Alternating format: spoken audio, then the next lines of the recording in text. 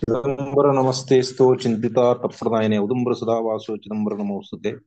ಶ್ರೀ ಶೇಷಾಚಲ ಸತ್ಸಂಗದ 642ನೇ ಸಂಚಿಕೆಗೆ ಎಲ್ಲರಿಗೂ ಸ್ವಾಗತವನ್ನು ಬಯಸ್ತಾ, ಈ ದಿನದ ರಾಜಾರಾಮ್ ಮಹಾರಾಜರ ಅಭಂಗ ವಿಷಯದ ವ್ಯಾಖ್ಯಾನವನ್ನ ಶ್ರೀಮತಿ ದೀಪಾ ಪ್ರಸಾದ್ ಬೆಂಗಳೂರು ಇವರು ನೆರವೇರಿಸಿಕೊಂಡಿದ್ದಾರೆ. ಶ್ರೀಮತಿ ದೀಪಾ ಪ್ರಸಾದ್ ತಾಯಿ ಅವರಿಗೆ ವೈಯಕ್ತಿಕವಾಗಿ ಶ್ರೀ ಮಠದ ಪರವಾಗಿ ಹಾಗೂ ಎಲ್ಲ ಸಹೃದಯ ಕೇಳುವರ ಪರವಾಗಿ ಕಾರ್ಯಕ್ರಮಕ್ಕೆ ಭಕ್ತಿಪೂರ್ವಕವಾಗಿರ್ತಕ್ಕಂಥ ಸ್ವಾಗತವನ್ನು ಕೋರ್ತಾ ಇದ್ದೇವೆ. ಸ್ವಾಗತ, ಸುಸ್ವಾಗತ. ಅದೇ ರೀತಿ ಕಾರ್ಯಕ್ರಮದಲ್ಲಿ ಪಾಲ್ಗೊಂಡಿರ್ತಕ್ಕಂಥ ಎಲ್ಲ ಶ್ರೋತೃಗಳನ್ನು ಕೂಡ ಸ್ವಾಗತಿಸ್ತಾ, ರಾಜಾರಾಮ್ ಮಹಾರಾಜರ ಅಭಂಗದ ವ್ಯಾಖ್ಯಾನವನ್ನ ಶ್ರೀಮತಿ ದೀಪಾ ಪ್ರಸಾದ್ ತಾಯಿ ಅವರು ಪ್ರಾರಂಭಿಸಬೇಕು ಅಂತ ಹೇಳಿ ಅವರಲ್ಲಿ ಕೇಳ್ಕೊಳ್ತಾ ಇದ್ದೇವೆ.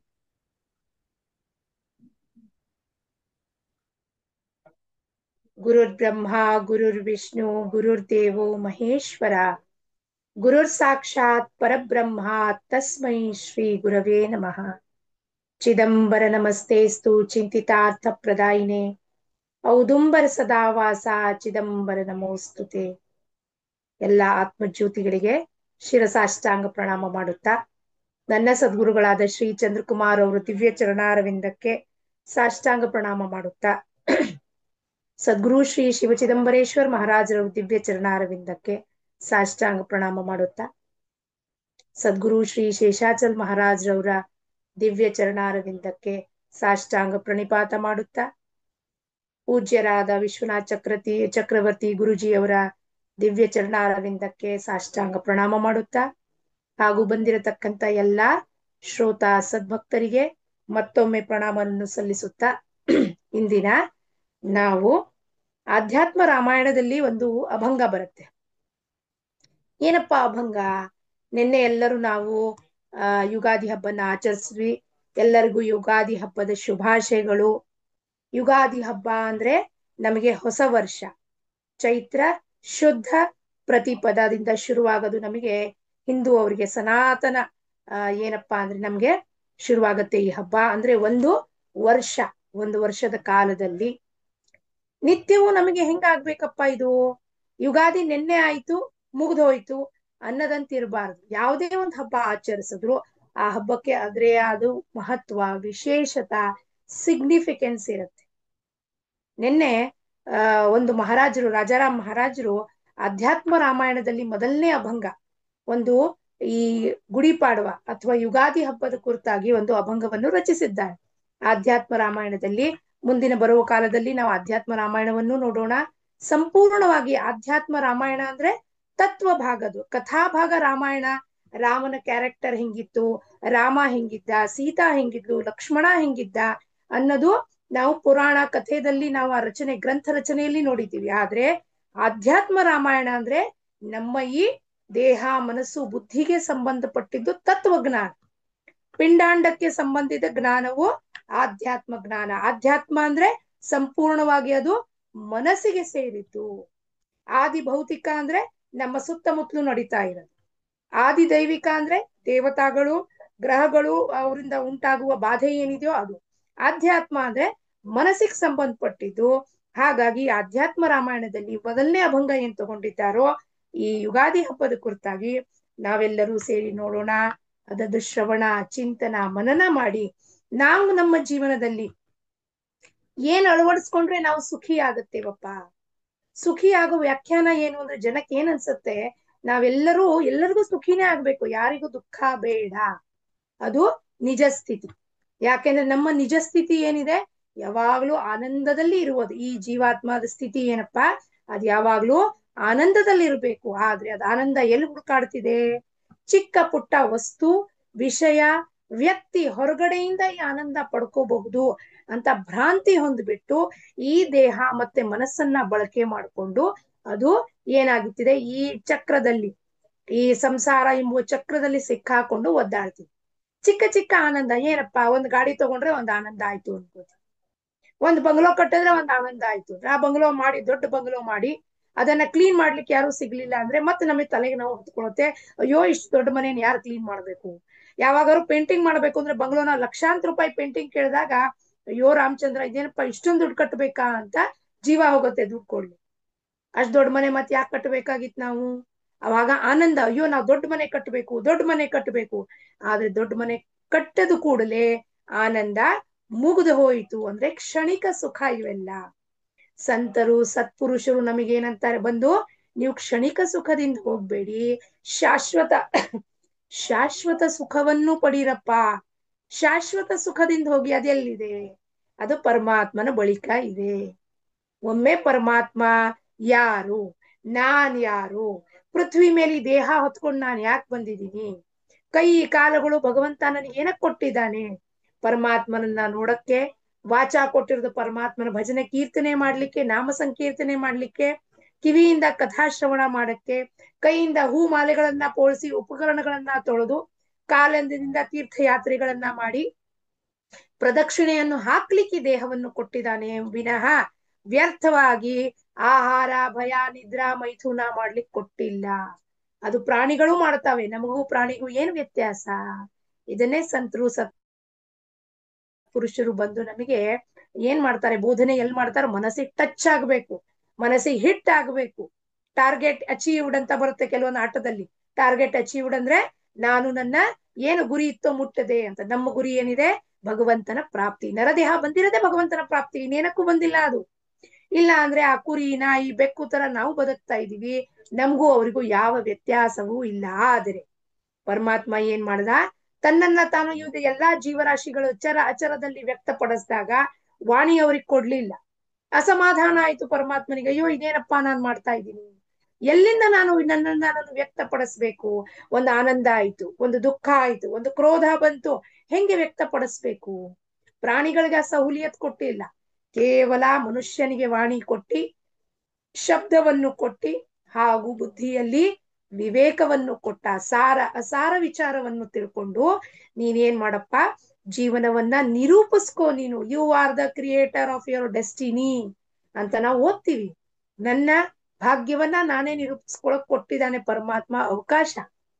ಆ ಪುರುಷಾರ್ಥವನ್ನು ಬಳಕೆ ಮಾಡ್ಕೊಂಡು, ಫ್ರೀ ವಿಲ್ ನ ಬಳಕೆ ಮಾಡ್ಕೊಂಡು ನನ್ನನ್ನ ನಾನು ಪರಮಾತ್ಮನಲ್ಲಿ ತೊಡಗಿಸ್ಕೊಂಡ್ರೆ ಈ ಜೀವನ ಚಕ್ರದಿಂದ ಬಿಡುಗಡೆ ಹೊಂದಕ್ಕೆ ಸಾಧ್ಯತೆ ಇದೆ. ಅದಕ್ಕೆ ಸಂತರು ಸತ್ಪುರುಷರು ಏನಂತಾರೆ? ನಿತ್ಯವೂ ದೀಪಾವಳಿ ಆಗ್ಬೇಕು, ನಿತ್ಯವೂ ದಸರಾ ಆಗ್ಬೇಕು, ನಿತ್ಯವೂ ಯುಗಾದಿ ಆಗ್ಬೇಕು.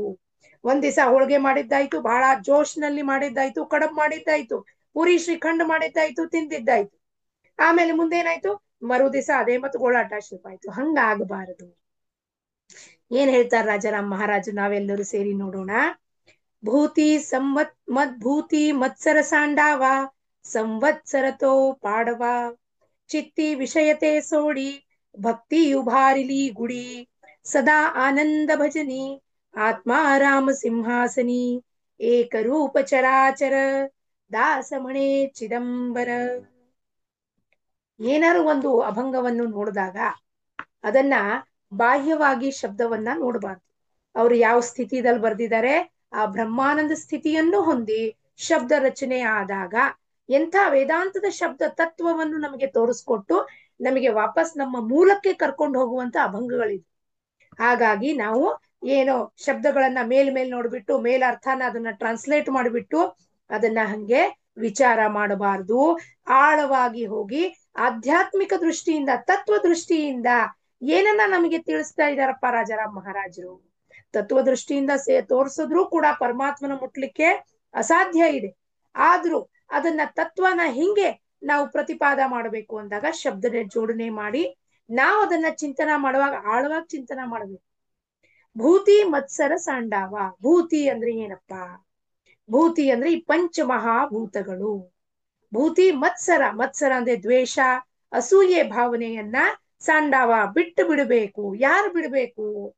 ಈ ಪ್ರಪಂಚ ಪಂಚಮಹಾಭೂತಗಳನ್ನ ಬಳಕೆ ಮಾಡಿಕೊಂಡು, ಪಂಚಮಹಾಭೂತ ಅಂದ್ರೆ ನಮ್ಮ ಮನೆ ಕಟ್ಟುವಾಗ ಮೇಸ್ತ್ರಿ ಕಲ್ಲು ಮಣ್ಣು ಸಿಮೆಂಟು ಎಲ್ಲಾ ಸೇರಿಸಿ ಒಂದು ಕಚ್ಚಾ ಮಾಲ್ ಅಂತ ತಯಾರು ಮಾಡ್ತಾರೆ. ಅದನ್ನೆಲ್ಲ ಇಟ್ಟಿಗೆಗೆಲ್ಲ ಮೆತ್ತಾದ್ಮೇಲೆ ಅಭಿಯ ಪಕ್ಕಾ ಹೋ ಜಾಯಗ, ಈಗ ಪಕ್ಕಾ ಆಗತ್ತಪ್ಪ ಅಂತ ಹೇಳ್ತಾರೆ. ಅದನ್ನ ಏನೇನು ಪಂಚಮಹಾಭೂತಗಳನ್ನ ಬಳಕೆ ಮಾಡ್ಕೊಂಡು, ಪೃಥ್ವಿ ಜಲ ಆಕಾಶ ವಾಯು ಅಗ್ನಿ ಎಲ್ಲವನ್ನು ಬಳಕೆ ಮಾಡಿಕೊಂಡು ಪರಮಾತ್ಮ ಈ ಸೃಷ್ಟಿನ ರಚನೆ ಮಾಡಿದ. ಚರ ಅಚರ ವಸ್ತುಗಳಿಂದ, ಚರ ಅಂದ್ರೆ ಚಲನ ಆಗುವ ಜೀವರಾಶಿಗಳು, ಹಾಗೂ ಅಚರ ಗುಡ್ಡ ಬೆಟ್ಟ ಮರ ಯಾವುದು ಚಲನ ಇಲ್ಲ. ಈ ಭೂತಿ ಮತ್ಸರ ಸಾಂಡಾವ ಸಂವತ್ಸರತೋ ಪಾಡುವ. ಭೂತಿ ಮತ್ಸರ ಸಾಂಡವ ಅಂದ್ರೆ ಎಲ್ಲರೂ ಎಲ್ಲ ಕ್ರಿಯೇಟ್ ಮಾಡಿದನು ಪರಮಾತ್ಮ, ಅಲ್ಲಿ ಒಬ್ಬನೇ ಇರೋನವನು. ಅವನೇ ಸಂಪೂರ್ಣ ಸೃಷ್ಟಿದಲ್ಲಿ ವ್ಯಾಪಿಸಿದಾನೆ ಅಂದ್ಮೇಲೆ ನಾವು ಒಬ್ಬರ ಮೇಲೆ ದ್ವೇಷ ಮಾಡ್ಲಿಕ್ಕೆ ಏನು ಅಧಿಕಾರ ಉಂಟು ನಮ್ಗೆ? ನಮಗೆ ಯಾವ ಅಧಿಕಾರವೂ ಇಲ್ಲ. ಗಿಡ ಗುಟ್ಟ ಮೆರ ಎಲ್ಲ ತಮ್ಮನ್ನ ತಾವು ಪರಸ್ಪರ ದ್ವೇಷ ಮಾಡಿದ್ರೆ ಸೃಷ್ಟಿ ಹೆಂಗೆ ನಡಿಲಿಕ್ಕೆ ಸಾಧ್ಯ? ಎಲ್ಲರೂ ಒಬ್ಬರ ಮೇಲೆ ಅವಲಂಬಿತರಿದ್ದಾರೆ. ಡಿಪೆಂಡೆಂಟ್ ಎಕೋಸಿಸ್ಟಮ್ ಸಂಪೂರ್ಣವಾಗಿ ನಾವು ಎಲ್ಲರ ಮೇಲೂ ಅವಲಂಬಿತಿದ್ದೀವಿ, ಅವರು ನಮ್ಮ ಮೇಲೆ ಅವಲಂಬಿತಿದ್ದಾವೆ. ಆ ಸೃಷ್ಟಿ ಕ್ರಮನೇ ಹಂಗ್ ನಡೆಯುತ್ತದೆ. ಒಬ್ರ ಮೇಲೆ ಇಟ್ ಈಸ್ ಡಿಪೆಂಡೆಂಟ್. ನಿರ್ಮಾಣ ಮಾಡಿದಾಗ ಅವ್ರೇನ್ ಹೇಳ್ತಿದ್ದಾರೆ? ಸಂಪೂರ್ಣ ಚೈತನ್ಯ ಸೃಷ್ಟಿ ಮಾಡಿದೆ ಅಂದ್ಮೇಲೆ ಈ ಮತ್ಸರವನ್ನು ಬಿಟ್ಟು ಮತ್ಸರ ಬಿಡಿ ಅಂತ ಆಜ್ಞಾ ಮಾಡ್ತಿದ್ದಾರೆ ರಾಜಾರಾಮ್ ಮಹಾರಾಜು, ವಿನಂತಿ ಮಾಡ್ತಿಲ್ಲ. ಈ ಮತ್ಸರವನ್ನು ಬಿಟ್ಟು ಬಿಡಿ, ಪ್ರಪಂಚ ಮಾಡಿದನು ನಿರ್ಮಾಣಕರ್ತನೇ ಎಲ್ಲವನ್ನೂ ಮಾಡಿದ್ದಾನೆ.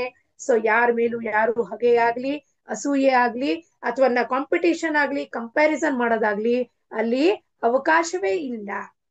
ಪ್ರತಿಯೊಬ್ಬ ಜೀವರಾಶಿಗೂ ಅವ್ರವ್ರದ ಒಂದು ಕರ್ಮಾನುಸಾರವಾಗಿ ಜನ್ಮವನ್ನು ಕೊಟ್ಟಿದ್ದಾನೆ. ಹುಲಿಗೊಂದ್ ಜನ್ಮ ಕೊಟ್ಟಿದ್ದಾನೆ, ಜಿಂಕೆಗೊಂದ್ ಜನ್ಮ ಕೊಟ್ಟಿದ್ದಾನೆ. ಹುಲಿ ಹೋಗಿ ಜಿಂಕೆನ ತಿನ್ಬೇಕು, ಹಾವು ಹೋಗಿ ಕಪ್ಪೆನ ತಿನ್ಬೇಕು. ಮತ್ತೆ ಸಸ್ಯಾಹಾರಿ, ಮಾಂಸಾಹಾರಿ ಎಲ್ಲವನ್ನು ಪರಮಾತ್ಮ ಅವನ ರೀತಿಯಲ್ಲಿ ಸೃಷ್ಟಿ ಮಾಡಿದ್ದಾನೆ. ಹಾಗಾಗಿ ಯಾರು ಯಾರ ಮೇಲೂ ಅಸೂಯೆದು ಕಾರಣವೇ ಇಲ್ಲ, ಮತ್ಸರದ ಕಾರಣವೇ ಇಲ್ಲ. ಸಂವತ್ಸರತೋ ಪಾಡುವ, ಈ ಗುಡಿ ಪಾಡವ ಅಂದ್ರೆ ಯುಗಾದಿ ಹಬ್ಬ, ಅಲ್ಲಿ ಮಹಾರಾಷ್ಟ್ರದಲ್ಲಿ ಗುಡಿ ಪಾಡವ ಅನ್ನುತ್ತಾರೆ. ಏನಪ್ಪಾ? ಚೈತ್ರ ಶುದ್ಧ ಪ್ರತಿಪದ ನವವರ್ಷದ ಪ್ರಾರಂಭ. ಈ ನವವರ್ಷದ ಪ್ರಾರಂಭ ಯಾರಿಗಪ್ಪ? ಸಂವತ್ಸರ ಅಂದ್ರೆ ಒಂದು ವರ್ಷದಲ್ಲಿ ಟೈಮ್ ಸ್ಟಾರ್ಟ್ಸ್ ಕೌಂಟಿಂಗ್. ಯಾರಿಗೆ ಟೈಮ್ ಕೌಂಟ್ ಶುರುವಾಗತ್ತಿಲ್ಲಿ ವಿಚಾರ ಮಾಡುವಂತ ಒಂದು ನಮ್ಮ ಬುದ್ಧಿಗೆ ಸ್ವಲ್ಪ ಶಾರ್ಪ್ ಮಾಡ್ಬೇಕು. ಏನು? ಯಾರಿಗೆ ಒಂದು ವರ್ಷದ ಕಾಲ ಕೊಟ್ಟಿದ್ದಾನೆ ಪರಮಾತ್ಮ?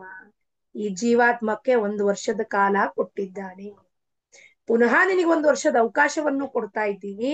ಈ ಒಂದು ವರ್ಷದ ಅವಕಾಶದಲ್ಲಿ ನೀನು ನಿನ್ನ ಕರ್ಮಗಳಿಂದ ಏನೇನು ಮಾಡ್ತ್ಯಾ ಪಡ್ಕೊಳ್ಳಿಕ್ಕೆ, ನಿನ್ನನ್ನ ನೀನು ಅರ್ಥಕೊಳ್ಳಿಕ್ಕೆ ಭೂಮಿ ಮೇಲೆ ಮತ್ತೆ ಒಂದು ವರ್ಷವನ್ನ ನಿನಗೆ ಎಕ್ಸ್ಟ್ರಾ ಕೊಟ್ಟಿದ್ದೀನಿ. ಈಗ ಪುನಃ ಒಂದು ಎಕ್ಸ್ಟ್ರಾ ಅಂದ್ರೆ ಎಕ್ಸ್ಟೆಂಡ್ ಮಾಡಿಕೊಟ್ಟಿದ್ದೀನಿ. ಮತ್ತೊಂದು ವರ್ಷ ಕೊಟ್ಟಿದ್ದೀನಿ ಅಂದ್ರೆ ಮತ್ತೊಂದು ಜನ್ಮವನ್ನು ಕೊಟ್ಟಿದ್ದೀನಿ.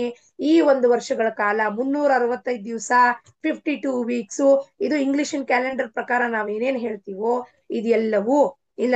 ಇದ್ರ ಪ್ರಕಾರ, ನಮ್ಮ ಸನಾತನದ ಪ್ರಕಾರ ತಿಥಿ ವಾರ ಅಂತ ನಾವೇನ್ ಹೇಳ್ತೀವೋ ಇದು ಯಾರಿಗೆ? ಜೀವಾತ್ಮಕ್ಕೆ. ಒಂದು ವರ್ಷದಲ್ಲಿ ನೀನ್ ಏನೇನ್ ಕರ್ಮ ಮಾಡ್ತೀಯ, ಆ ಕರ್ಮಗಳನ್ನ ಯಾವ ರೀತಿಯಿಂದ ಮಾಡ್ತೀಯ?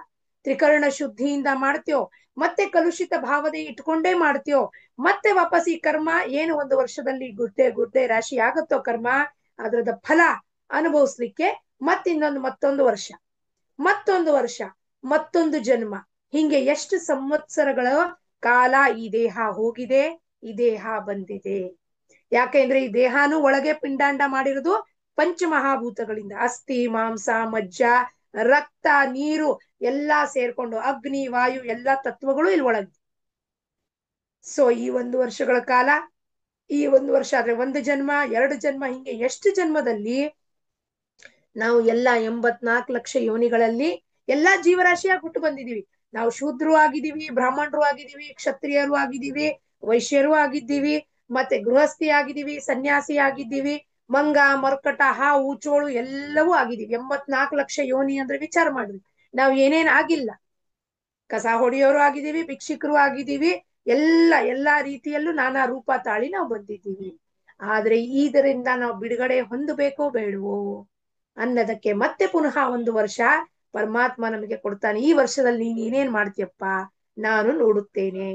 ಸಾಧನೆ ಮಾರ್ಗದಲ್ಲಿ ಮುಂದ್ ಹೋಗ್ತೀಯೋ, ಪ್ರಪಂಚದ ವಹಿವಾಟದಲ್ಲೇ ಸಿಕ್ಕಾಕೊಂಡಿರ್ತೀಯೋ, ಅದಕ್ಕೆ ಶರೀರದಿಂದ ಶರೀರ ಸಿಗ್ತಾನೆ ಇದೆ. ಅದಕ್ಕೆ ರಾಜಾರಾಮ್ ಮಹಾರಾಜರಾಗ್ಲಿ ಯಾರ್ದಾರಿ ಸಂತರ ಏನ್ ಹೇಳ್ತಾರೆ? ಎದಕ್ಕೆ ತೀರ್ಥಯಾತ್ರೆ ಮಾಡ್ತೀಯಾ? ಎದಕ್ಕಪ್ಪ ಇಷ್ಟೊಂದು ವ್ರತ ಮಾಡ್ತೀಯಾ, ಏಕಾದಶಿ ಉಪವಾಸ ಮಾಡ್ತೀಯಾ? ಎಲ್ಲಾ ನೀನು ಜನ್ಮ ಜನ್ಮಾಂತರದಲ್ಲಿ ಮಾಡ್ಕೊಂಡ್ ಬರ್ತಿದ್ಯಾ, ಆದ್ರೂ ನಿನ್ನಲ್ಲಿ ಯಾವ ಬದಲಾವಣೆಯೂ ಆಗಿಲ್ಲ. ಯಾರಿಗೆ ಹೇಳ್ತಿದ್ದಾರೆ? ಮನಸ್ಸಿಗೆ, ದೇಹಕ್ಕಲ್ಲ. ದೇಹ ಉಪವಾಸ ಮಾಡ್ತಾರೆ ಅಂತ ದೇಹಕ್ಕೆ ಯಾರು ಹೇಳ್ತಿರೋದು? ಮನಸ್ಸು. ದೇಹ ಜಡ. ಇದಕ್ಕೆ ಯಾರು ಇನ್ಸ್ಟ್ರಕ್ಷನ್ಸ್ ಕೊಡ್ತಿರೋದು? ಆ ಮನಸ್ಸು ಬಂದ್ ಕೊಡುತ್ತೆ, ಇವತ್ತು ಉಪವಾಸ ಮಾಡೋಣ, ಸುಮ್ನೆ ಕೂತಿರೋಣ, ಉಪವಾಸ ಮಾಡಿ. ಸ್ವಲ್ಪ ಹೊತ್ತು ಆದ್ಕೊಳ್ಳೆ ಹೊಟ್ಟೆ ಕುರು ಅಗ್ನಿ ದೇವತಾ ಆಗ್ಲೇ ಅಲ್ಲಿ ಪ್ರಚೋದನೆ ಆದ್ಕೊಳ್ಳೆ ತಡ್ಕೊಳ್ಲಿಕ್ಕಾಗಲ್ಲ, ಹೋಗೇನಾದ್ರು ಸಜ್ಜಿಗೆ ಮಾಡ್ಕೊಳ್ಳೋಣ. ಅದು ತಿನ್ಲಿಕ್ಕೆ ಸಮಾಧಾನ ಆಗ್ಲಿಲ್ಲ, ಮತ್ತೆ ಹೋಳಿಗೆ ಮಾಡ್ಕೊಂಡ್ ತಿನ್ನೋಣ, ಶಿರಾ ಮಾಡ್ಕೊಂಡ್ ತಿನ್ನೋಣ, ವೇಫರ್ಸ್ ತಿನ್ನೋಣ. ಯಾರು ಹೇಳ್ತಿದ್ದಾರೆ? ಮನಸ್ಸು ಇಂದ್ರಿಯಕ್ಕೆ ಡೈರೆಕ್ಷನ್ಸ್ ಕೊಟ್ಟಿ ಇಂದ್ರಿಯ ಈ ದೇಹನ ಎಬ್ಬಸ್ಕೊಂಡ್ ಕಿಚನ್ ಒಳಗ್ ಕರ್ಕೊಂಡು ಹೋಗುತ್ತೆ. ಮತ್ತದು ಮಾಡ್ಕೊಂಡ್ ತಿಂದು ತೃಪ್ತಿ ಆಯ್ತು ಅಂದ್ರೆ ಸ್ವಲ್ಪ ಹೊತ್ತು ಸಮಾಧಾನ. ನಾವು ಉಪವಾಸ ಮಾಡ್ತಿದೀವ್ರಿ ಯಾಕೆ? ಹೊಟ್ಟೆ ತುಂಬಾ ನಿತ್ಯವಾಗ್ಲೂ ರುಟೀನ್ ನಲ್ಲಿ ನಮ್ಗೆ ಭಾಕ್ರಿ, ಚಪಾತಿ, ಪಲ್ಯ, ಅನ್ನ, ದಾಲು, ವರಣು ಎಲ್ಲಾ ತಿಂದ ಅಭ್ಯಾಸ. ಅದು ತಪ್ಪು ಹೋಗಿದ್ ಕ್ರಮ ಮನಸ್ಸಿಗೆ ಸರಿ ಅನ್ನಿಸ್ತಿಲ್ಲ. ಮನಸ್ಸು ಚಲನವಲನ ಮಾಡಿ ದೇಹಕ್ಕೆ ಇನ್ಸ್ಟ್ರಕ್ಷನ್ಸ್ ಕೊಡುತ್ತೆ. ಅಂತದ್ ಎಷ್ಟು ನಾವು ತಿಂದಿಲ್ಲ, ಉಪವಾಸಗಳನ್ನ ಮಾಡಿಲ್ಲ ಅಂತ ಹೇಳ್ತಾರೆ ಮಹಾರಾಜರು. ಎಷ್ಟು ತೀರ್ಥಯಾತ್ರೆಗೆ ಹೋಗಿಲ್ಲಪ್ಪ ನೀನು, ಜನ್ಮ ಜನ್ಮಾಂತರದಲ್ಲಿ ತೀರ್ಥಯಾತ್ರೆ ಮಾಡಿದೆ. ಈ ಸಮಯದಲ್ಲಿ ನಮಗನ್ಸತ್ತೆ ಫಸ್ಟ್ ಟೈಮ್ ಪ್ರಯಾಗಕ್ಕೆ ಹೋದೆ, ಫಸ್ಟ್ ಟೈಮ್ ಗಂಗಾ ದರ್ಶನ ಮಾಡಿದೆ, ಫಸ್ಟ್ ಟೈಮ್ ಗಂಗಾ ಆರತಿ ನೋಡಿದೆ. ಇಲ್ಲ, ಇಂಥದ್ ಎಷ್ಟೋ ಜನ್ಮದಲ್ಲಿ ನೋಡಿದ್ದೀನಿ. ಆದ್ರೂ ಮನಸ್ಸಲ್ಲಿ ಯಾವ ಬದಲಾವಣೆ, ಪರಮಾತ್ಮನ ಪ್ರಾಪ್ತಿಗೋಸ್ಕರ ಅಲ್ಲಿ ಹೋಗಿ ನಾನು ಮುಳುಗ್ದೆ ಅನ್ನೋದು ವಿಚಾರ ಮನಸ್ಸಿಗೆ ಬರೋದೇ ಇಲ್ಲ. ಅವ್ರು ಹೋಗ್ತಿದ್ದಾರೆ, ಇವ್ರು ಹೋಗ್ತಿದ್ದಾರೆ, ನಮ್ಮ ಹತ್ರ ರೊಕ್ಕ ಇದೀರಿ, ನಾವೇನ್ ಕಡಿಮೆ ಇದ್ದೀವಿ ಅಂತ ಪ್ರಯಾಗದಲ್ಲಿ ಹೋಗಿ ಮುಳುಗಿದ್ದಾಯ್ತು. ಒಳ್ಳೆ ಅನುಭವ ಆಯ್ತು. ಏನ್ ಅನುಭವ ಆಯ್ತು? 3 ಡಿಗ್ರಿ ಟೆಂಪರೇಚರ್ದಲ್ಲಿ ಮುಳುಗ್ದಾಗ ಅಲ್ಲಿ ಚಳಿದಲ್ಲಿ ಮೈಗ್ ನಡ್ಕ ಹತ್ತತ್ತೆ. ಅಯ್ಯೋ ನಡ್ಕ ಹತ್ಬಿಟ್ಟಿತ್ತು, ಒಂದ್ ಅದ್ಭುತ ಅನುಭವ ಆಯ್ತು. ಮನೆಗ್ ಬಂದ್ಮೇಲೆ ಏನಾಯ್ತು? ಅನುಭವ ಕಳೆದು ಹೋಯ್ತು. ಮತ್ತೆ ವಾಪಸ್ ಮನೆ ಪ್ರಪಂಚದ ನನ್ನ ಗೋಳಾಟದಲ್ಲೇ ಇದ್ದೀನಿ, ಆ ಅನುಭವ ಅಲ್ಲೇ ಕಳೆದು ಹೋಗ್ಬಿಡ್ತು. ಏನ್ ಉಪಯೋಗ ಆಯ್ತು ಅಂತ ರಾಜಾರಾಮ್ ಮಹಾರಾಜರು ಕೇಳ್ತಾರೆ. ಈ ತೀರ್ಥಯಾತ್ರೆ ಎದಕ್ಕಪ್ಪ ಮಾಡ್ತೇನೆ ನೀನು? ಕೆಲ್ಸ ಇಲ್ಲದ್ದು. ದೇಹಕ್ಕೆ ದಂಡನೆ ಮಾಡದೆ, ದೇಹನ ಹೊತ್ಕೊಂಡು ಹೋದೆ, ರೊಕ್ಕ ಖರ್ಚಾಯ್ತು, ಆದ್ರೆ ಸಮಾಧಾನ ಪ್ರಾಪ್ತಿ ಆಗುವುದಿಲ್ಲ. ಕೆಲವ್ರಂದ್ರು ಅಲ್ಲಿ ನಾರ್ತ್ ಇಂಡಿಯಾ ಭಾಗ, ಅಲ್ಲಿ ಎಲ್ಲರೂ ಸಾಸಿವೆ ಎಣ್ಣೆದಲ್ಲಿ ಅಡ್ಗೆ ಮಾಡ್ತಾರೆ. ಅಯ್ಯೋ ನಮಗ್ ಸರಿನೇ ಹೋಗ್ಲಿಲ್ಲ ಊಟ. ಹೌದು, ನಾವು ಬಳಕೆ ಮಾಡೋ ಎಣ್ಣೆ ಬೇರೆ, ಅವ್ರು ಬಳಕೆ ಮಾಡೋ ಎಣ್ಣೆ ಬೇರೆ. ಆದ್ರೆ ನಮ್ಮ ಉದ್ದೇಶ ಏನಿತ್ತು ಪ್ರಯಾಗಕ್ಕೆ? ಆ ಒಂದು ಪರ್ವಕಾಲದಲ್ಲಿ, ಭವ್ಯವಾದ ಪರ್ವಕಾಲದಲ್ಲಿ ಸನ್, ಮೂನ್, ಜುಪಿಟರ್, ಗುರು ಮೂರೂ ಒಂದೇ ಲೈನ್ ನಲ್ಲಿ ಇದ್ದಾಗ, ಆ ಗ್ರಹ ಮಂಡಲದಲ್ಲಿ ಅವಾಗ ಒಂದು ವಿಶಿಷ್ಟವಾದ ಎನರ್ಜಿಯಲ್ಲಿ ಉತ್ಪನ್ನ ಆಗತ್ತೆ. ಆ ಎನರ್ಜಿ ಸಂಪೂರ್ಣ ಆ ಪ್ರಯಾಗ ಭಾಗದಲ್ಲಿ ವಿಶಿಷ್ಟವಾಗಿ ಇರುತ್ತೆ. ಅದನ್ನ ಬಳಕೆ ಮಾಡ್ಕೋಬೇಕಾ ಅದೃಷ್ಟನ ಅಂದ್ಬಿಟ್ಟು ನಾವು ಹೋಗಿದ್ವಿ. ಅದು ಅಲ್ಲಿಗೆ ಸೈಡಿಗೆ ಹೋಯ್ತು. ಅಯೋಧ್ಯದಲ್ಲಿ ಊಟನೇ ಸರಿ ಇರ್ಲಿಲ್ಲ ರೀ, ಪ್ರಯಾಗದಲ್ಲಿ ಊಟನೇ ಸರಿ ಇರ್ಲಿಲ್ಲ ರೀ, ಮಲ್ಕೊಳ್ಳಿಕ್ಕೆ ಆಗ್ಲಿಲ್ಲ ರೀ ಅಂತ ಗೋಳಾಟ ಕಂಪ್ಲೇಂಟ್ ಮಾಡ್ಕೋತಾ ವಾಪಸ್ ಯಾರು ಬಂದಿದ್ದು? ಮನಸ್ಸು. ಪರಿಣಾಮ ಯಾತ್ರ ಮೇಲಾಯ್ತು? ದೇಹದ ಮೇಲೆ. 3 ಡಿಗ್ರಿ ಟೆಂಪರೇಚರ್ ತಡ್ಕೊಳ್ಳಿಕ್ಕಾಗ್ಲಿಲ್ಲ. ಮಧ್ಯಾಹ್ನ 1 ಗಂಟೆಗೆ ಬಿಸಿಲು, ಅಲ್ಲಿ ವಾಮಿಟಿಂಗ್ ಆಯ್ತು, ಇದ್ದಾಯ್ತು ರೀ. ಮತ್ತ ಹೋಗಿದ್ದ ಪ್ರಯೋಜನ ಏನು? ಉದ್ದೇಶ? ಅದು ಉದ್ದೇಶನೇ ಕಳ್ಕೊಂಡು ಹೋಯ್ತು. ಅದಕ್ಕೆ ರಾಜಾರಾಮ್ ಮಹಾರಾಜರು ಮತ್ತೆಲ್ಲ ಸಂತರ ಹೇಳೋದು ಒಂದೇ ಮಾತು, ಎದಕ್ ಹೋಗ್ತಿಪ್ಪ ನೀನು ಸುಮ್ನೆ ತೀರ್ಥಯಾತ್ರೆಗೆ? ಹೆಂಗಾಯ್ತು ಅಂದ್ರೆ, ಒಂದು ಹಾಗಲ್ಕಾಯಿ ತಗೊಂಡ್ ಹೋಗೋ ಗೋದಾವರಿ ಗಂಗಾದಲ್ಲಿ ಮುಳುಗ್ಸಿದ್ರೆ ಹಾಗಲ್ಕಾಯಿದ ಕಹಿತನ ಹೋಗುತ್ತದೆಯೇ? ಅದೇ ರೀತಿಯಲ್ಲಿ ದೇಹವನ್ನ ಹೋಗಿ ಪ್ರಯಾಗದಲ್ಲಿ ಮುಳುಗ್ಸಿದ್ರೆ ಮನಸ್ಸಿನಲ್ಲಿರುವ ಕಲುಷಿತ ಭಾವನೆ, ವಿಕಾರಗಳು, ಅವಗುಣಗಳು, ದೋಷಗಳು ಹೋಗಲೇ ಇಲ್ಲ. ಅದ್ ಏನು ಉದ್ದೇಶ ಇದೆ, ಅದು ನಿಜ ಪ್ರಯೋಜನ ನಮಗೆ ಗೊತ್ತಿರಬೇಕು. ಆ ಪರ್ಪಸ್ ಹೋಗಿ ಆ ಪರ್ಪಸ್ಸು ಪೂರ್ತಿ ಆದಾಗ ಮನಸ್ಸಿಗೆ ಒಂದು ವಿಶಿಷ್ಟವಾದ ಸಮಾಧಾನ ಆಗುತ್ತದೆ. ಅದಕ್ಕೆ ಅವ್ರು ಹೇಳ್ತಾರೆ, ಶರೀರ ಯಾಕೆ ಪ್ರಾಪ್ತಿ ಆಯ್ತು? ಈ ಶರೀರ ಈಗ ಪ್ರಯಾಗಕ್ಕೆ ಹೋಗ್ಲಿಲ್ಲ ಅನ್ಕೋಣ, ನಮ್ದು ಒಂದು ವಾಸನ ಅದು ಉಳಿತು, ಇಚ್ಛಾ. ಮತ್ತೆ ಮುಂದಿನ ಜನ್ಮದಲ್ಲಿ ಬರ್ಬೇಕಾಗತ್ತೆ. ಪ್ರಯಾಗದಲ್ಲಿ ಒಂದು ಮುಳುಗಲಿಕ್ಕೆಗೋಸ್ಕರ ಒಂದು ಜನ್ಮ ತಗೊಂಡ್ ಬರ್ಬೇಕಾಗತ್ತೆ. ಇಂಥದ್ ಎಷ್ಟು ವಾಸನೆಗಳಿದೆ ನಮ್ಮ ಮನಸ್ಸೊಳಗೆ ಅಡಗಿದೆ, ಸಬ್ ಕಾನ್ಶಿಯಸ್ ಮೈಂಡ್ ಅಲ್ಲಿ. ವಿಚಾರ ಮಾಡಿ, ನಾನು ಡಾಕ್ಟರ್ ಆಗ್ಬೇಕಾಗಿತ್ತು ರೀ, ಆಗಕ್ಕಾಗ್ಲಿಲ್ಲ ರೀ, ಮುಂದಿನ ಜನ್ಮದಲ್ಲಾರು ನಾ ಡಾಕ್ಟರ್ ಆಗ್ಬೇಕು. ಒಂದು ಬೀಜ ಹಾಕಿದ್ದಾಯ್ತು, ವಾಸನೆಯ ಬೀಜ. ಹಿಂಗೆ ಕೋಟ್ಯಾನುಕೋಟಿ ಬೀಜ ಇಟ್ಕೊಂಡು ನಾವು ಪುನಃ ಯಾವಾಗ ಹೋಗ್ತೀವೋ ವಾಪಸ್, ಮತ್ತಿನ್ನೊಂದು ಶರೀರ ತಗೊಂಡು ಆ ವಾಸನೆ ಪೂರ್ತಿಗೋಸ್ಕರ ಬರುತ್ತೆ. ಮತ್ತೆ ನಾವೇನ್ ಅನ್ಕೋತೀವಿ, ಈ ಜನ್ಮದಲ್ಲಿ ನಾವು ದೊಡ್ಡ ಮನೆ ಕಟ್ಬಿಟ್ವಿ, ದೊಡ್ಡ ಮನೆ ಕಟ್ಟಬೇಕು ಅನ್ನೋ ವಾಸನಾ ಬೀಜ ಹಿಂದಿನ ಜನ್ಮದಲ್ಲಿತ್ತು, ಅದು ಈ ಜನ್ಮದಲ್ಲಿ ಪೂರ್ತಿ ಆಗ್ತದೆ. ಅದಕ್ಕೆ ಸಂತರ ಏನಂತಾರಪ್ಪ, ಆ ವಾಸನೆಯ ಬೀಜನೇ ನೀ ಕಟ್ಟು ಮಾಡಿಬಿಡು. ಅಂದ್ರೆ ಪುನಃ ಈ ಶುಲ್ಕವಾದ ತುಚ್ಛವಾದ ಇಚ್ಛೆ, ಆಸೆ ಈಡೇರಕ್ಕೆ ಈ ದೇಹನ ಗರ್ಭವಾಸದಲ್ಲಿ ಕರ್ಕೊಂಡ್ ಬರ್ಬೇಡ. ಕರ್ಕೊಂಡೇ ಬರೋದಾದ್ರೆ ಪರಮಾತ್ಮನ ಭಕ್ತಿ ಮಾಡ್ಲಿಕ್ಕೆ, ಪರಮಾತ್ಮನ ಪ್ರಾಪ್ತಿಗೋಸ್ಕರ ಸಾಧನಾ ಶರೀರವನ್ನು ತಗೊಂಡ್ ಬಾರಪ್ಪ ಅಂತ ಸಂತರು ನಮಗೆ ಬಂದು ಪುನಃ ಬೋಧನೆ ಮಾಡ್ತಾರೆ. ಈ ವಾಸನಾ ಶರೀರ ಯಾಕೆ ಬಂದಿದೆ? ದ್ವೈತದಿಂದ. ನಾನು ಪರಮಾತ್ಮ ಬೇರೆ, ನಾನು ಸಮಸ್ತ ಜೀವರಾಶಿ ಬೇರೆ, ನಾನು ನಮ್ಮ ಅಪ್ಪ ಅಮ್ಮ ಅವರು ಇವರು ಎಲ್ಲರೂ ಬೇರೆ ಇದ್ದೀವಿ ಅನ್ನೋ ಭೇದ ಬುದ್ಧಿಯಿಂದ. ಆ ಭೇದ ಬುದ್ಧಿ ಬಂದಾಗ ಏನಾಗತ್ತೆ? ನಮ್ಮಲ್ಲಿ ದ್ವೇಷ, ಹಗೆ, ಅಸೂಯೆ, ಲೋಭ, ಕ್ರೋಧ, ಮೋಹ, ಮದ, ಮಾತ್ಸರ್ಯ ಎಲ್ಲಾ ವಿಕಾರ ಉಂಟಾಗಿ, ಆ ವಿಕಾರ ಉಂಟಾದಾಗ ಅಂಥ ಕರ್ಮಗಳಿಗೆ ಪ್ರವೃತ್ತರಾಗತ್ತೆ ಈ ಜೀವಾತ್ಮ. ಅದಾದ್ಮೇಲೆ ಅದು ಕರ್ಮ ಮಾಡಾದ್ಮೇಲೆ ಅದಕ್ಕೊಂದು ಭಗವಂತ ತಕ್ಷಣಕ್ಕೆ ಅಲ್ಲೊಂದು ಫಲ ಇಟ್ಟಿರ್ತಾನೆ. ಆ ಫಲ ನಮಗ್ ಗೋಚರ ಯಾವಾಗ ಬೇಕಾದ್ರೂ ಆಗ್ಬೋದು. ಇವತ್ತೇ ಆಗ್ಬೋದು, ಇನ್ 6 ತಿಂಗಳು ಬಿಟ್ಟು ಆಗ್ಬೋದು, 1 ವರ್ಷ ಬಿಟ್ಟು ಇವತ್ತು ಮಾಡಿದ ಫಲ ನನಗೆ 1 ವರ್ಷ ಬಿಟ್ಟು ಸಿಗ್ಬೋದು, ಇಲ್ಲ 10 ವರ್ಷ ಬಿಟ್ಟು ಸಿಗ್ಬೋದು, ಅಂತ್ಯ ಕಾಲದಲ್ಲಿ ಸಿಗ್ಬೋದು, ಇಲ್ಲ ಮುಂದಿನ ಜನ್ಮದಲ್ಲಿ ಕ್ಯಾರಿ ಫಾರ್ವರ್ಡ್ ಆಗ್ಬೋದು. ಅದು ನಮಗೆ ಪರಮಾತ್ಮನ ಪ್ಲಾನ್ ಗೊತ್ತಿಲ್ಲ. ಆದ್ರೆ ಯಾವಾಗ ಫಲ ಒಳ್ಳೇದಿರ್ಬಹುದು ಕೆಟ್ಟದಿರ್ಬಹುದು ಗೋಚರ ಆದಾಗ, ಒಳ್ಳೇದಾದಾಗ ಮಾತ್ರ ಮನಸ್ಸಿಗೆ ಬಹಳ ಆನಂದ, ಯುಫೋರಿಯಾ ಆಗ್ಬಿಡತ್ತೆ, ಹಾರಾಡಕ್ ಶುರು ಮಾಡ್ಬಿಡುತ್ತೆ. ಆದ್ರೆ ಆ ಫಲದು ದುಷ್ಪರಿಣಾಮ, ಏನಾದ್ರು ಕೆಟ್ಟ ಕರ್ಮಗಳನ್ನ ಮಾಡಿದ್ದು ಫಲ ಕೆಟ್ಟದಾಗಿದ್ದಾಗ ಅದನ್ನ ತಡ್ಕೊಳ್ಳೋ ಶಕ್ತಿ ನಮಗೆ ಉಂಟಾಗುವುದಿಲ್ಲ. ನಾನ್ ಕೆಟ್ಟದ್ ಮಾಡೇ ಇಲ್ಲ ಕಣ್ರಿ, ನಾನ್ ಹಂಗ ಇರ್ಲೇ ಇಲ್ಲ ಕಣ್ರಿ, ನಾನ್ ಬಹಳ ಒಳ್ಳೆ ಹಾಕಿದ್ದೀನಿ, ನಾನ್ ಬಹಳ ಒಳ್ಳೆಯವನಿದ್ದೀನ್ರಿ, ಅದು ಈ ಜನ್ಮದಲ್ಲಿ ನಿಮಗೆ ಅನ್ನಿಸ್ತಾ ಇದೆ ಭ್ರಮೆ. ಆದ್ರೆ ಹಿಂದಿನ ಜನ್ಮದಲ್ಲಿ ಮಾಡಿದ ಕರ್ಮನ ಯಾರು ಅನುಭವಿಸ್ಬೇಕು? ಫಲವನ್ನ ಅದು ನಾವೇ ಅನುಭವಿಸ್ಬೇಕು. ನನ್ನ ಬದಲಾಗಿ ನನ್ ಗಂಡ ಅನುಭವಿಸ್ತಾನ, ನನ್ನ ಮಕ್ಕಳು ಅನುಭವಿಸ್ತಾರ. ರತ್ನಾಕರನ್ ಕತೆ ಗೊತ್ತು ನಮ್ಗೆ. ರತ್ನಾಕರದಿಂದ ವಾಲ್ಮೀಕಿ ಟ್ರಾನ್ಸ್ಫಾರ್ಮೇಶನ್ ಹೆಂಗಾಯ್ತಪ್ಪ? ವಾಲ್ಮೀಕಿ ಎಲ್ಲೂ ಹೊರಗಡೆ ಇರ್ಲಿಲ್ಲ, ರತ್ನಾಕರನೇ ನಾರದ ಒಂದು ಜ್ಞಾನದಿಂದ ಹೆಂಗ್ ಟ್ರಾನ್ಸ್ಫಾರ್ಮ್ ಆದ? ವಾಲ್ಮೀಕಿಯಾಗಿ ರಾಮಾಯಣದ ಗ್ರಂಥ ರಚನೆ ಆಯ್ತು, ದಿವ್ಯವಾದ ರಾಮಾಯಣದ ರಚನೆ ಆಯ್ತು. ಆದ್ರೆ ಫಸ್ಟ್ ಏನಿದ್ದ ಅವನು? ಕಳ್ಳ, ದರೋಡೆಖೋರ. ಅಂದ್ರೆ ಅವನಲ್ಲಿರುವ ಆಸುರಿ ಪ್ರವೃತ್ತಿ, ವಾಸನ, ಹೊಡಿಯೋದು ಬಡಿಯೋದು, ದುಡ್ಡು ಕಟ್ಕೊಂಡು ಹೋಗೋದು, ಇದು ಒಂದು ಪ್ರವೃತ್ತಿ. ಆ ಪ್ರವೃತ್ತಿನ ನಿವೃತ್ತಿ ಮಾರ್ಗಕ್ಕೆ ಹಾಕಿ ಭಗವಂತನ ಹತ್ರ ಒಯ್ದು ಕೆಲಸ ಮಾಡಿದ್ಯಾರು? ನಾರದ್ರು ಮೆಸೆಂಜರ್ ಆಗಿ ಬಂದ್ರು. ಅವರನ್ನು ನೀನು ರತ್ನಾಕರ ಅಲ್ಲಪ್ಪ, ನಿನ್ನಲ್ಲಿರೋ ಆ ದೈವಿ ಗುಣ ಪ್ರಕಟ ಆಗ್ಬೇಕಾಚೆ ಅಂದ್ರೆ ರಾಮ ರಾಮ ರಾಮ ಅಂದ್ರು.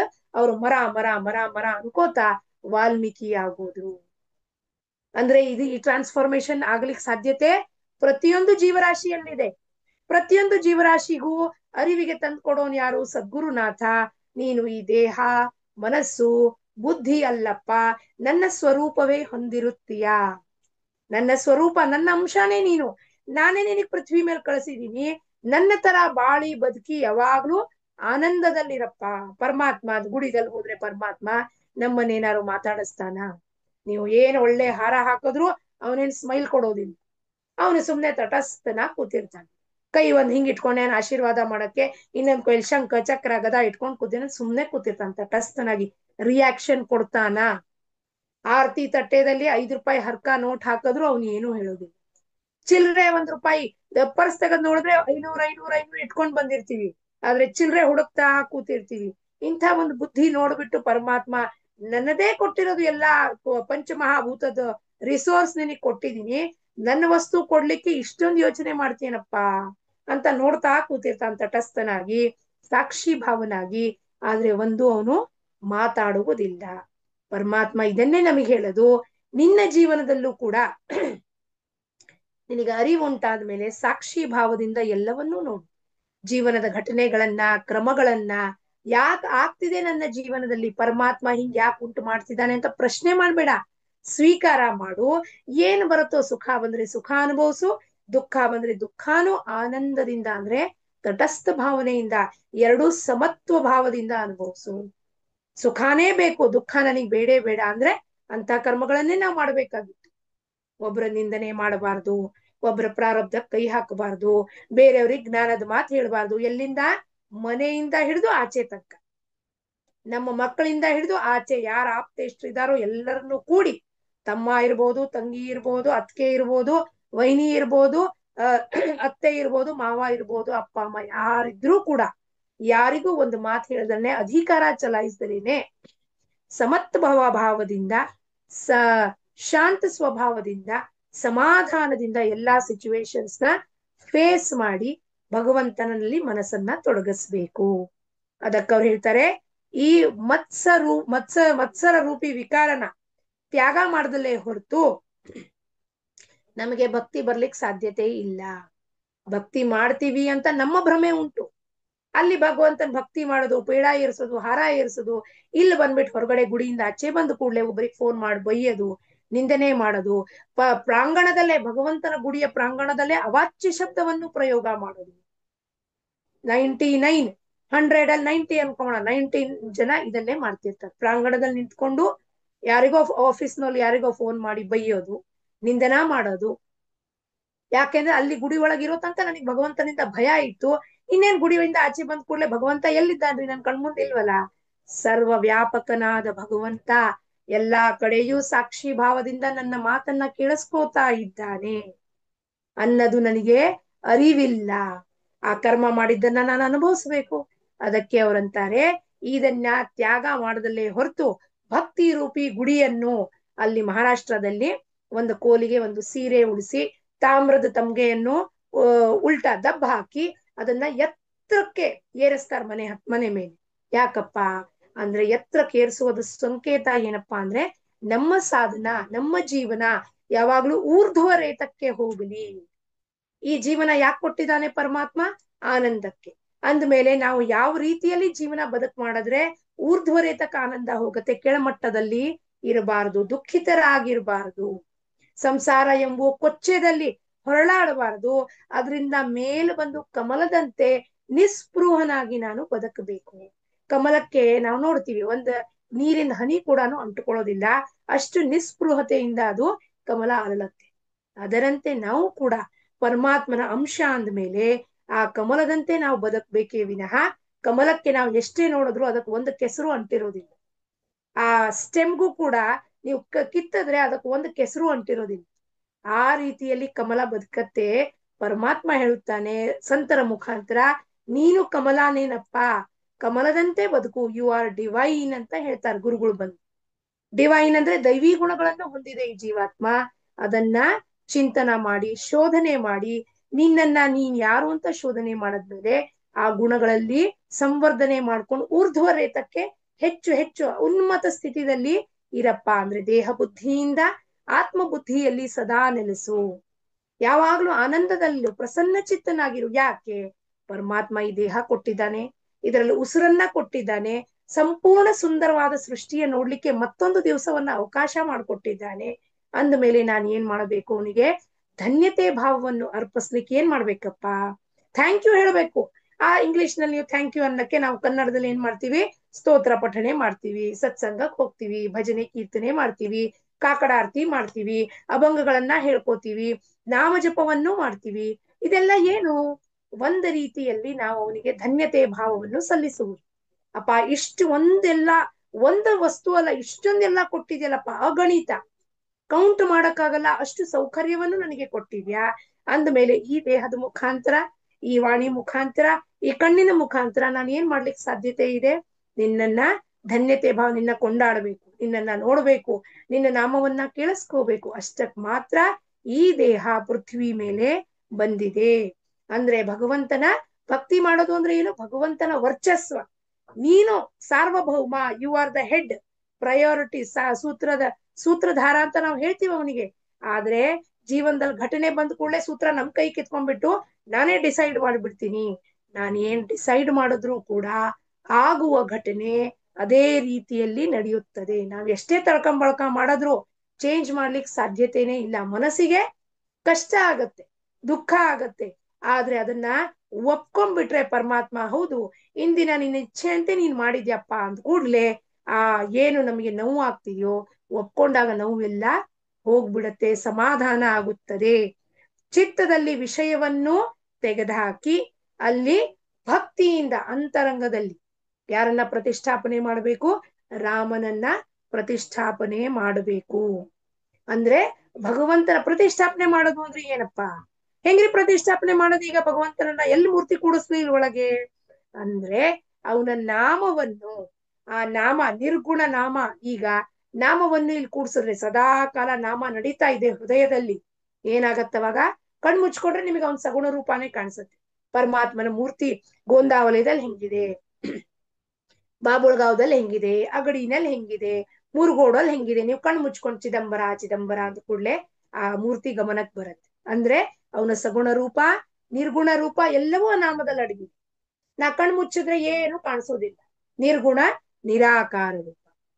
ಕಣ್ಣ ಮುಚ್ಕೊಂಡಪ್ಪ ನಿನ್ನ ಧ್ಯಾನ ಮಾಡ್ತೀನಿ, ನಿನ್ನ ಸಗುಣ ಮೂರ್ತಿ ನನಗೆ ಕಾಣಿಸ್ಲಿ, ಗೋಂದಾವಲಯದಲ್ಲಿ ಹೆಂಗ್ ಕಾಣಿಸ್ತಿದ್ಯಪ್ಪ ಸಮಾಧಿದಲ್ಲಿ ಅಂದ ಕೂಡ್ಲೆ ಅದು ಪ್ರಕಟ ಆಗತ್ತೆ. ಅಂದ್ರೆ ಏನು? ಎರಡೂ ಕೂಡ ನಾಮದಲ್ಲಿ ಇದೆ. ಆ ನಿರ್ಗುಣ ನಾಮವನ್ನು ಇಲ್ಲಿ ಪ್ರತಿಷ್ಠಾಪನೆ ಹೃದಯ ಸಿಂಹಾಸನದ ಮೇಲೆ ಅದನ್ನ ಹೃದಯ ಸಿಂಹಾಸನ ಎಲ್ಲಿದೆ ರೀ? ಮತ್ತೆ ಒಂದ್ ಯಾವ್ದಾದ್ರು ಒಂದು ಸಿಂಹಾಸನ ಕೂಡಿಸ್ಬೇಕಿಲ್ರಿ? ಹೃದಯ ಸಿಂಹಾಸನ ಅಂದ್ರೆ ಖಾಲಿ, ಬಯಲು, ಸ್ಪೇಸ್. ಸ್ಪೇಸ್ ನಾನು ಒಳಗಿಂದ ಖಾಲಿ, ಅಲ್ಲಿ ಏನೂ ಇಲ್ಲ. ಅಲ್ಲಿ ಈ ದೇಹ ಏನಿದೆಯೋ ಇದು ಮಜ್ಜ ಮಾಂಸ ಅಸ್ಥಿಯಿಂದ ಮಾಡಿರೋದು, ಆದ್ರೆ ಒಳಗೆ ನಿರ್ಗುಣ ನಿರಾಕಾರ ಸ್ವರೂಪ ಹೆಂಗಿದೆ? ಖಾಲಿ, ಸ್ಪೇಸ್ ಇರೋದು. ಅಲ್ಲಿ ಅವನು ನಾಮವನ್ನು ಸ್ಥಿರ ಮಾಡ್ಕೊಂಡ್ರೆ ಯಾವಾಗ್ಲೂ ನಾವು ನಮ್ಮ ಸ್ವಸ್ವರೂಪ ಆನಂದದಲ್ಲೇ ಇರುತ್ತೇವೆ. ಯಾವಾಗ್ಲೂ ನಿತ್ಯ ಭಜನದಲ್ಲಿ ವೃತ್ತಿ ಹೆಂಗಿರುತ್ತೆ ನಮ್ದು? ಆನಂದವಾಗಿ. ಅವಾಗ ನಾವು ಸ್ಪೆಸಿಫಿಕ್ ಆಗಿ ಈಗ ಇಷ್ಟೇ ನಾವು ಭಜನೆ ಮಾಡ್ತೀವ್ರಿ, ನಾವು ಬೆಳಗ್ಗೆ ಒಂದ್ಸತಿ ಮಾಡ್ತೀವಿ, ಸಂಜೆ ಒಂದ್ಸತಿ ಮಾಡ್ತೀವಿ, ಇಲ್ಲ. ಯಾವಾಗ ಸಮಯ ಸಿಗತ್ತೋ ಒಂದು ಮಿಕ್ಸರ್ ನಲ್ಲಿ ದೋಸೆ ಹಿಟ್ಟು ರುಬ್ಬೇಕು, ದೋಸೆ ಹಿಟ್ಟು ರುಬ್ತಾ ಅಭಂಗ ಹೇಳ್ಕೋಬಹುದು. ಬಟ್ಟೆ ಒಗಿತಾ ಇದೀನಿ, ಮಷೀನ್ ನಲ್ಲಿ ಹಾಕ್ತಾ ಇದೀನಿ, ಅಲ್ಲೊಂದ್ 10 ನಿಮಿಷ ನಿಂತ್ಕೋಬೇಕಾಗತ್ತೆ, ಒಂದ್ ಅಭಂಗ ಹೇಳ್ಕೋಬಹುದು, ಕೃತಿ ಹೇಳ್ಕೋಬಹುದು. ಬಟ್ಟೆನ ಹರುಬೇಕು ಹಿಂದ್ಗಡೆ, ಆಯ್ತು ನಮ್ಮ ಮನೆಯಲ್ಲಿ ಕೆಲ್ಸದವ್ರಿದ್ದಾರೆ, ಒಂದ್ ರಂಗೋಲಿ ಹಾಕುವಾಗ ಅಭಂಗ ಹೇಳ್ಕೋಬಹುದು, ಒಂದು ಮನೆ ಮುಂದೆ ನೀರ್ ಹಾಕುವಾಗ ಅಭಂಗ ಹೇಳ್ಕೋಬಹುದು, ಕೃತಿಗಳನ್ನ ಹೇಳ್ಕೋಬಹುದು, ಸ್ತೋತ್ರ ಪಠಣೆ ಮಾಡಬಹುದು. ನಾನಾ ರೀತಿಯಿಂದ ಅವನನ್ನ ಭಜಿಸುವಕ್ಕೆ ಅವಕಾಶವನ್ನು ಅವನು ಮಾಡಿಕೊಟ್ಟಿದ್ದಾನೆ. ಕೇವಲ ಸ್ಪೆಸಿಫಿಕ್ ಟೈಮ್ ನಲ್ಲಿ ಮಾಡೋದು, ಅವನನ್ನ ಟೈಮ್ ಫ್ರೇಮ್ ವರ್ಕ್ ಅಲ್ಲಿ ಭಗವಂತನನ್ನ ಹಾಕ್ಲಿಕ್ಕೆ ಸಾಧ್ಯತೆ ಇಲ್ಲ. ಯಾಕೆಂದ್ರೆ ಅವನು ಕಾಲಕ್ಕೆ ಅತೀತನಾದವನು, ಕಾಲಾತೀತ. ಅವನನ್ನ ಹೆಂಗೆ ಕಾಲದಲ್ಲಿ ನಾನು ಬದ್ಧ ಮಾಡಿರಿ? ನಾವು ಬೆಳಗ್ಗೆ ಒಂದ್ ಗಂಟೆ ತಾಸು ದೇವ್ರ ಗುಡಲ್ಲಿ ಪೂಜೆ ಮಾಡ್ತೀವಿ, ಬಾಗಲ್ ಹಾಕ್ಬಿಡ್ತೀವಿ. ಬೆಳಗ್ಗೆ ಒಂದು ಕಾಕಡಾರತಿ ಮಾಡ್ತೀವಿ, ಸಂಜೆ ಒಂದು ಸಾಂಪ್ರದಾಯಿಕ ಆರತಿ ಮಾಡ್ತೀವಿ, ಮುಗ್ದೋಯ್ತು. ಹಂಗೆ ಆಗುವುದಿಲ್ಲ. ಅವನು ಸದಾ ಕಾಲ ಇಲ್ಲಿ ನೆಲೆಸಿದ್ದಾನೆ, ಉಸಿರನ್ನ ಕೊಡ್ತಿದ್ದಾನೆ. ಅವನು ಸ್ಪೆಸಿಫಿಕ್ ಆಗಿ ಉಸಿರು ಕೊಡ್ತಾನ? ಈಗ ಒಂದ್ ಸ್ವಲ್ಪ ಹೊತ್ತು ಕೊಡ್ತೀನಿ ಉಸಿರು, ಆಮೇಲೆ ಉಸಿರು ತೆಗ್ದಿರ್ತೀನಿ, ಆಮೇಲೆ ಮತ್ ಹಾಕ್ತೀನಿ, ಮತ್ ಕೊಡ್ತೀನಿ ಅಂತ. 24 ತಾಸುಗಳು ನಿರತವಾಗಿ ದೇಹಕ್ಕೆ ಚೈತನ್ಯ ತುಂಬಿ, ಶಕ್ತಿ ತುಂಬಿ ಉಸಿರನ್ನು ನೀಡುವ ಪರಮಾತ್ಮನಿಗೆ ನಾವು ಟೈಮ್ ಅಲ್ಲಿ ಕಟ್ ಹಾಕಬಾರದು. 24 ತಾಸು ಜಪಮಾಲೆ ಹಿಡ್ಕೊಂಡು ಮಾಡಕ್ ಆಗೋದಿಲ್ಲ. ಆದ್ರೆ ಅವನ ಸ್ಮರಣೆ ಸತತವಾಗಿಯೂ, ಅಪ್ಪ ನೀ ಈ ಕೆಲ್ಸ ಕೊಟ್ಟಿದ್ಯಾ, ನಾ ಮಾಡ್ತಾ ಇದ್ದೀನಿ. ಚಿದಂಬರ ಈ ಕೆಲ್ಸ ನೀ ಕೊಟ್ಟಿದ್ಯಾ, ನಾ ಮಾಡ್ತಾ ಇದ್ದೀನಿ. ಚಿದಂಬರ ಈ ಕೆಲ್ಸ ನೀ ಕೊಟ್ಟಿದ್ಯಾ, ನಾ ಮಾಡ್ತೀನಿ. ಸ್ಕೂಲಿಗೆ ಬಿಟ್ಟು ಬರೋದು, ಚಿದಂಬರ ನಿನ್ ಕೆಲ್ಸ ಕೊಟ್ಟಿದ್ಯಪ್ಪ, ಬಾರಪ್ಪ ಸ್ಕೂಲಿಗೆ ಹೋಗೋಣ. ಪ್ರೊಫೆಷನಲ್ ಕೆಲ್ಸ ಮಾಡ್ತೀನಿ, ಪ್ರೊಫೆಸರ್ ಆಗಿದ್ದೀನಿ, ಅಪ್ಪ ಬಾರಪ್ಪ ನಾನು ಇಲ್ಲಿ ನನ್ನ ಕೆಲ್ಸಕ್ಕೆ ಹೋಗ್ತಾ ಇದ್ದೀನಿ, ಬಾರಪ್ಪ ಚಿದಂಬರ. ಬಸ್ಸಲ್ಲಿ ಹೋಗ್ತಾ ಇದ್ದೀನಿ, ಬಾರಪ್ಪ ಚಿದಂಬರ. ಕಾರಲ್ಲಿ ಹೋಗ್ತಾ ಇದ್ದೀನಿ, ಬಾರಪ್ಪ ಚಿದಂಬರ. ಸತತವಾಗಿ ಅವನ ಸ್ಮರಣೆ ಇಟ್ಕೊಂಡು ಕೆಲಸ ಮಾಡಿದಾಗ ಆ ಕರ್ಮದ ಫಲ ಏನಿದೆಯೋ ಅವನಿಗೆ ಅರ್ಪಣೆ ಆಗುತ್ತದೆ. ನಾನು ಮಾಡ್ತಾ ಇದ್ದೀನಿ ಅಂದಾಗ, ಕರ್ಮಕ್ಕೆ ಬಾಧೆ ಆದಾಗ ಅದಕ್ಕೆ ನಾನೇ ಬಾಧ್ಯಸ್ಥ. I am only responsible for the fruits of my action ಅಂತ ಹೇಳ್ತಾರೆ ಮಹಾರಾಜರು. ಅದಕ್ಕೆ ಈ ಗುಡಿಯ ಪೂಜನೆಯಿಂದ, ಅಂದ್ರೆ ಒಳಗೆ ಅಂತರಂಗದಲ್ಲಿ ಚಿತ್ತಶುದ್ಧಿಯಾಗಿ ದೇವರ ಭಜನೆ ಮಾಡಬೇಕು ಅಂತ ಅನ್ಸುತ್ತದೆ. ಅವಾಗ ಸದಾ ಆನಂದ ಭಜನೆ. ಆತ್ಮಾರಾಮ ಸಿಂಹಾಸನಿ. ಆತ್ಮಾರಾಮ ಎಲ್ಲೂ ಹೊರಗಡೆ ಇಲ್ಲ, ಹೊರಗಡೆನೂ ಇದ್ದಾನವನು, ಆದ್ರೆ ಹೊರಗಡೆ ಹುಡುಕುವಂತ ವಸ್ತು ಅಲ್ಲ ಅವನು. ನಾನು ಒಮ್ಮೆ ಇಲ್ಲಿ ಅವನನ್ನ ಪಡ್ಕೊಂಡಾಗ ಹೊರಗಡೆ ಹೋದಾಗ ನೀವು ಹೆಂಗಿರ್ತೀರಾ? ಆನಂದದಲ್ಲಿ. 0 ಲೆವೆಲ್ ಕಂಪ್ಲೇಂಟ್, ನೋ ಕಂಪ್ಲೇಂಟ್ಸ್. ಅಯೋಧ್ಯಾಗ ಹೋಗಿದ್ದೆ, ರಾಮ್ಲಲ್ಲಾ ದರ್ಶನಕ್ಕೆ ಇಷ್ಟೊಂದು ಕ್ಯೂ ಇತ್ತು ರೀ. ಹೌದು ರೀ, ಎಲ್ಲಾ ಕಡೆನೂ ಕ್ಯೂ ಇರತ್ತೆ. ಶಿರ್ಡಿಗೆ ಹೋಗಿದ್ದೆ, ಬಹಳ ರಶ್ ಇತ್ತು ರೀ, 2 ತಾಸು ಲೈನಲ್ಲಿ ನಿಲ್ಲಿಸ್ಬಿಡ್ತಾರೆ, ಶೆಕೆ ಆಗತ್ತೆ. No complaints. 2 ತಾಸು ನಿಂತ್ಕೊಂಡಿದ್ದಾಗ ಸಾಯಿರಾಮ್ ಸಾಯಿರಾಮ್ ಚಿದಂಬರ ಚಿದಂಬರ ಅಂತ ಹೇಳ್ಕೊತ ಹೋಗ್ರಿ. ಅಲ್ಲಿ ಹೋದ್ವಿ, ತಿರುಪತಿಗೆ ಹೋದ್ವಿ, ಅಯ್ಯೋ ನಮಗಲ್ಲಿ ಆನ್ಲೈನ್ ಅಲ್ಲಿ ಟಿಕೆಟ್ ತೆಗ್ಸಿದ್ವಿ ರೀ, ಆದ್ರೂ ನಮಗೆ ಎಷ್ಟೊತ್ತು ಕಾಯ್ಬೇಕಾಗಿತ್ತು. ಕಾಯ್ಬೇಕಾಗತ್ತೆ. ಪರಮಾತ್ಮ ನಮ್ಮನ್ನ ಪರೀಕ್ಷೆ ಮಾಡ್ಲಿಕ್ಕೆ ಅಷ್ಟು ಗುಡ್ಡದ ಮೇಲೆ ಹೋಗಿ ಕೂತಿದ್ದಾನೆ.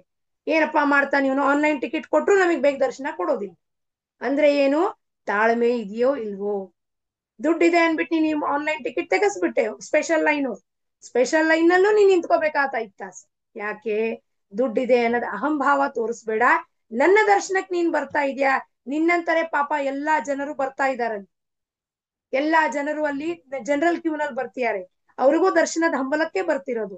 ಆದ್ರೆ ನನ್ನ ಹತ್ರ ದುಡ್ಡಿದೆ ಅನ್ನೋ ಅಹಂಭಾವದಲ್ಲಿ ನಾ ಬೇಗ ದರ್ಶನ ಮಾಡ್ಕೋತೀನಿ, ಪರಮಾತ್ಮ ಅಲ್ಲೂ ನನ್ನನ್ನ ಕಾಯಿಸ್ತಾನೆ. ಅಹಂಭಾವ ತೋರಿಸ್ತೀಯಾ?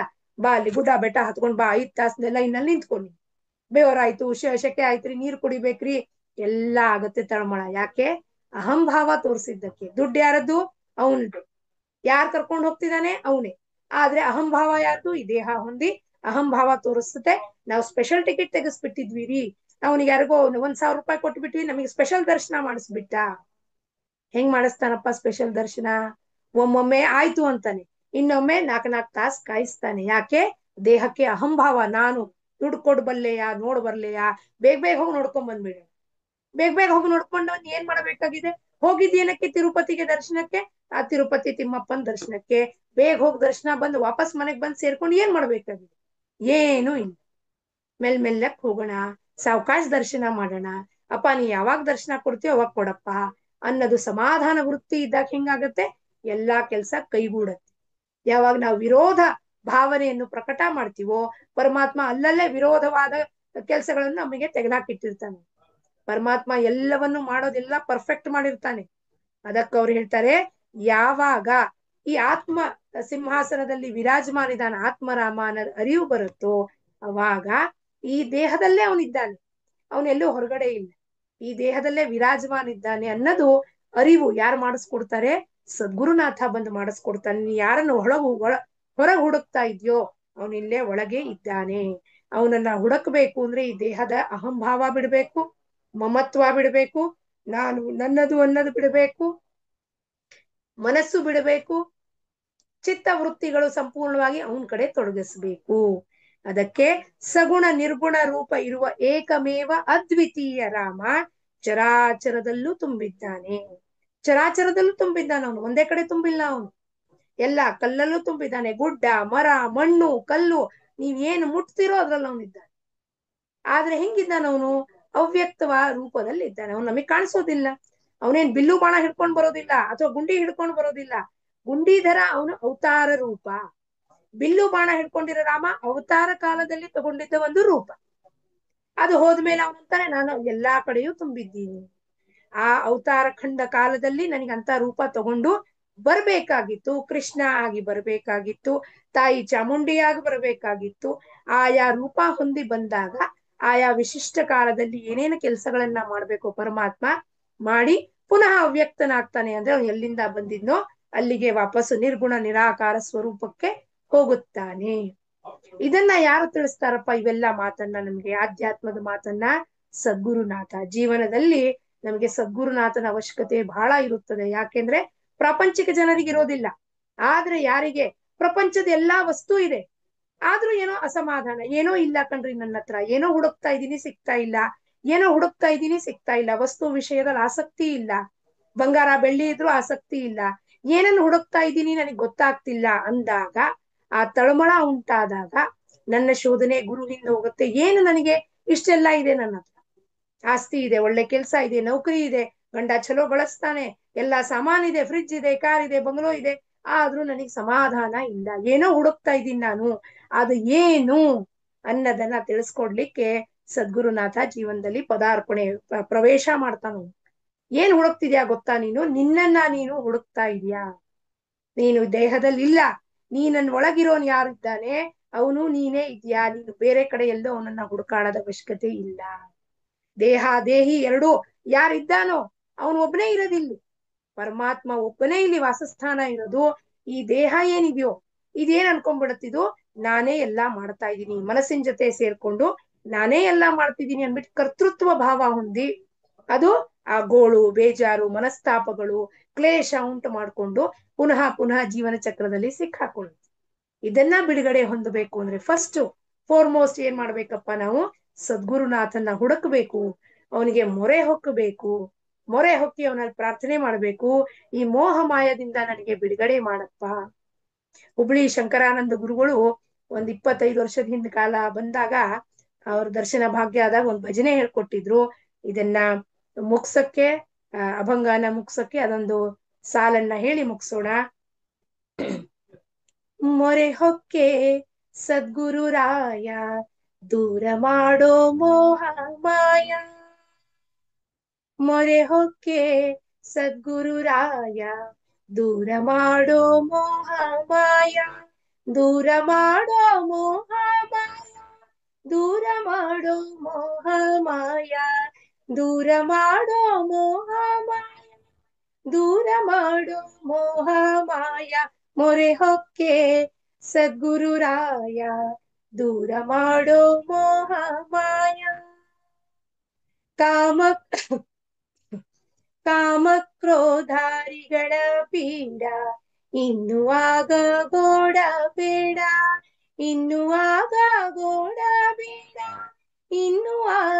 ಗೊಡಬೇಡ ಮೊರೆ ಹೊಕ್ಕೆ ಸದ್ಗುರು ರಾಯ ದೂರ ಮಾಡೋ ಮೋಹ ಮಾಯ ನಿನ್ನ ಪದರಿಗೆ ಬಂದು ಬಿದ್ದೆ ಇನ್ನು ಮೇಲೆ ನಾನು ಗೆದ್ದೆ ನಿನ್ನ ಪದರಿಗೆ ಬಂದು ಬಿದ್ದೆ ಇನ್ನು ಮೇಲೆ ನಾನು ಗೆದ್ದೆ ಇನ್ನು ಮೇಲೆ ನಾನು ಗೆದ್ದೆ ಇನ್ನು ಮೇಲೆ ನಾನು ಗೆದ್ದೆ ಮೊರೆ ಹೊಕ್ಕೆ ಸದ್ಗುರು ರಾಯ ದೂರ ಮಾಡೋ ಮೋಹ ಮಾಯ ದೂರ ಮಾಡೋ ಮೋಹ ಮಾಯ ದೂರ ಮಾಡೋ ಮೋಹ ಮಾಯ ಅಂತ ಹೇಳುತ್ತಾ ಅಭಂಗವನ್ನು ಸದ್ಗುರು ರಾಜಾರಾಮ್ ಮಹಾರಾಜರು ದಿವ್ಯ ಚರಣಾರವಿಂದಕ್ಕೆ ಸಮರ್ಪಣೆ ಮಾಡುತ್ತಾ ಔದುಂಬರ ನಿವಾಸಿ ಭಕ್ತಾಭಿಮಾನಿ ರಾಜಾದಿರಾಜ ಸಚ್ಚಿದಾನಂದ ಶಿವಚಿದಂಬರೇಶ್ವರ ಸದ್ಗುರುನಾಥ್ ಮಹಾರಾಜ್ ಕಿ ಜೈ ಲೋಕಾಹ ಸಮಸ್ತಾಹ ಸುಖಿನೋ ಭವಂತು ಜೈ ಚಿದಂಬರ